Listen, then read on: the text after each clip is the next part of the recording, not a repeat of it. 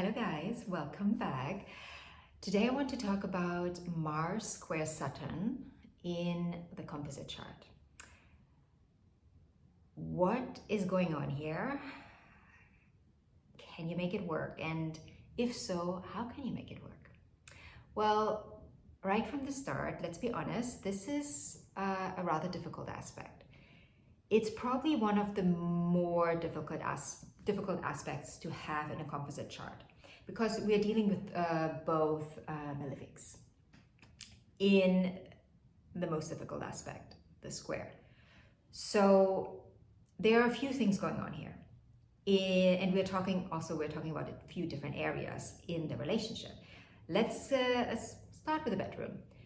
This aspect can give the two of you different timing when it comes to the action in the bedroom.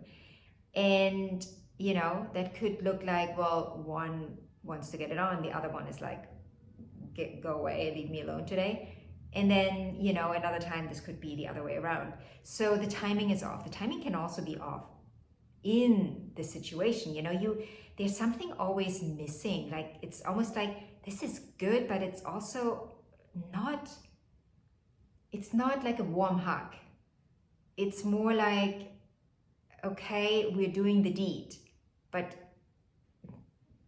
it's not fulfilling. It's not like you're not having your arms around each other.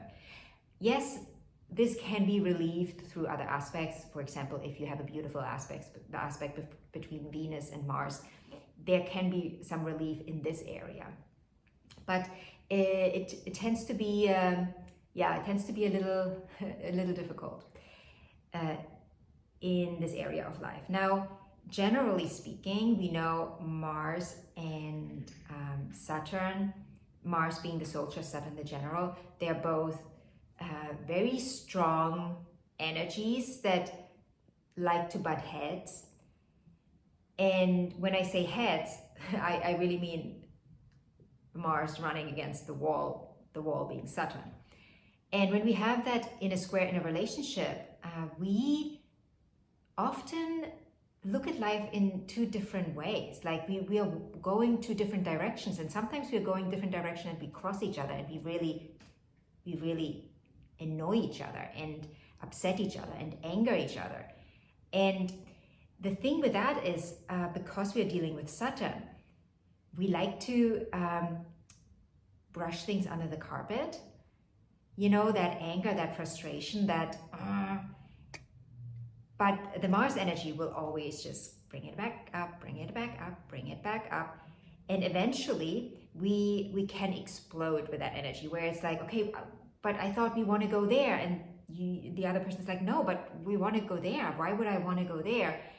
It's like, it's these two people just not looking at life the same way. One wants to just run off, the other one just wants to have a plan and do things in a very traditional way. Not necessarily traditional, but in a more planned way. And the most important thing in this relationship, if you are trying to make this work, if you are strong enough to say, yes, I am, grabbing the bull by the horns and I want to make this work. Communication.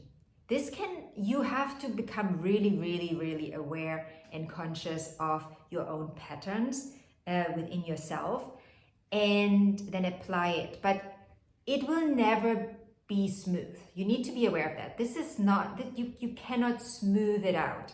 There will always be this, but I want to go there. And the other one is, but I want to go there. And can we go there? Can we make this work? That's what you have to find out. Or you have to allow the other person to go there and you go there.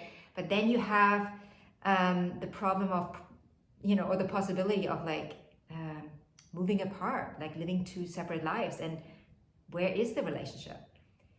Yes, of course, if you have beautiful Venus aspects here, especially a beautiful Venus aspect to Saturn, that can help alleviate, but also the sun, looking at the position of the sun, is the sun in a favorable aspect is the moon in a favorable aspect that can alleviate a little bit of that. But again, we need to remember two malefics coming together in a very, very, very harsh aspect.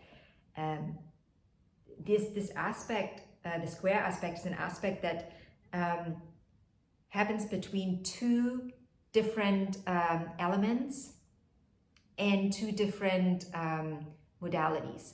So we are at odds, no matter what. We are just at odds.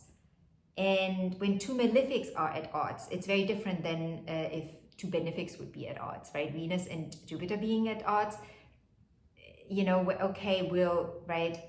It's Venus and it's Jupiter, so there's a little bit more of a dance, but there's no dancing with Saturn and Mars.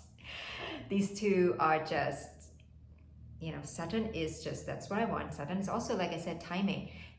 Generally, what I see when I see this in a relationship, it's the timing of the people is off. I've had this in a relationship, and this relationship had a lot of beauty, and there was a lot of tenderness, but there was also a lot of harshness and coldness that also had to do with the different timings that we were on. We were just on different timelines in when it comes to the way we wanted to, or where we were in life, and where we wanted to go from there. So can you make it work? Well, you know me, I believe we can make every aspect work. Everything is workable, but the question is just, how do you deal with that, right? How do you feel? How does that make you feel, right? That's why I say the moon. Like, look at your moon. What's the moon in the composite chart telling you? Where is it? What house is it in? What aspects is it receiving? To see how you feel in that relationship, and how that square between Mars and Saturn then makes you feel, right? So good luck, and I'll see you in the next video.